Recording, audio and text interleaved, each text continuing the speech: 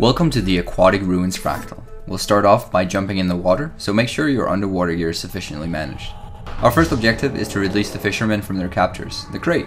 Ideally, you might as well put a crate slaying sigil in your underwater weapon for the majority of this fractal, since most of what we're going to be fighting are crate. For the initial 3 groups of crate, we're going to simply stack the group behind the midsection of the statue, and preferably bring some form of pull, like a Mesmer Vortex on the spear, to gather up the crate in front of us, making it super easy for the group to cleave them down. Alternatively, you can bring Revenants to simply chain their Jade Winds to hold the crate in place. When the crate are dead, don't forget to release the fisherman from his cage. We're going to apply the same strategy for all 3 clusters.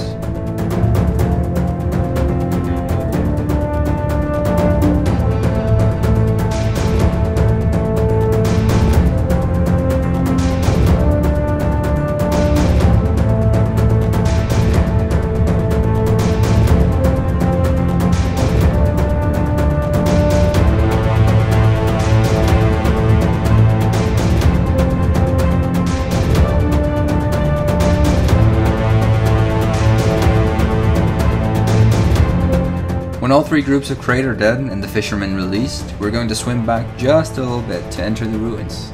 This next part has 2 alternate routes, the Dark Path and the Dolphin Path. On this level, however, we'll only ever encounter the Dolphin Path, but that's not going to stop us from showing off how to do the Dark Path as well. For this path, the environment will become extremely dark, making it hard for you to navigate. The easy route to take is by simply following the glowing plants. Each of these plants will let you pick up a piece for you to carry with you to light your way and to keep you from getting eaten by the piranhas that lurk in the dark. So, every time you come across glowing lights, I advise you simply wait for you to be able to click on it before proceeding.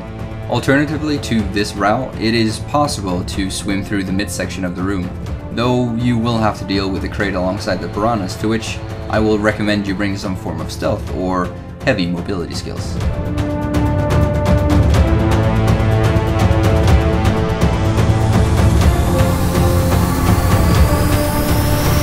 The last part of this route, you'll still have to deal with the crate, so make sure you dodge their attacks.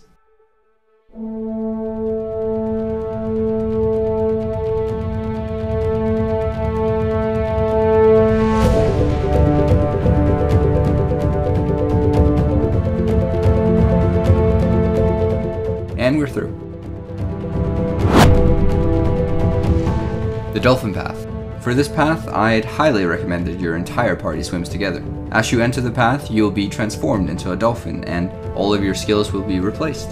Your first skill will highlight markers in the water, as well as it will show stealth crate along your way. The markers will show the way through the entire dolphin path, though we're actually going to take a bit of a different route. Your second skill will send out a decoy, which you can activate by pressing your skill 2 a second time.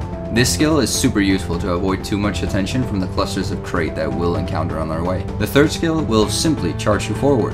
Your fifth skill will resurrect any party members instantly on your location as long as you are in range. This skill is the sole reason why you want to stay close to your party. And as a little tip, while in the dolphin form, you can still use the medical kits to grant yourself and your party swiftness or healing. To find our way through the ruins, we're simply going to hug the right wall and follow it all the way to the end.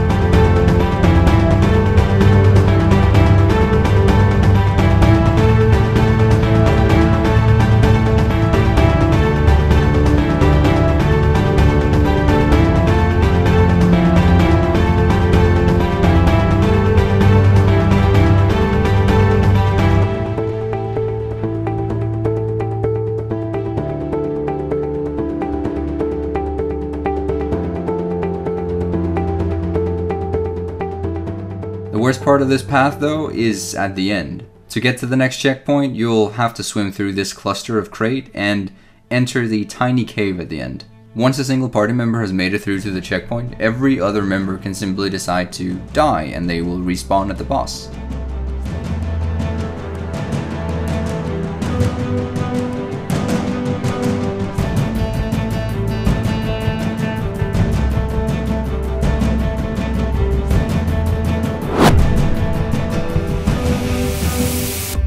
For the Jellyfish beast, I highly recommend bringing loads of crowd control skills, which is why for this we brought double Revenants, as they can chain their unyielding anguish to keep the Jellyfish's break bar broken constantly. This boss has a variety of attacks apart from his cleaving auto attack. Firstly, it will continuously summon smaller jellyfish, which has the potential to swarm your group if not properly cleaved down.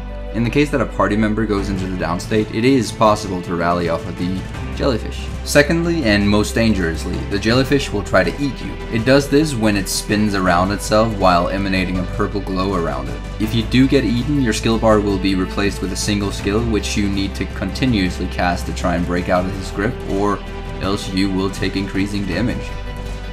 If your party composition is struggling keeping up vulnerability on the jellyfish, it may be advisable to attempt to kite him into the electric cages, as they will apply vulnerability to the boss, but simultaneously it will also damage you and your party. Thus, this method is not exactly an advised strategy, as it may take longer and it might hurt party members more than it helps.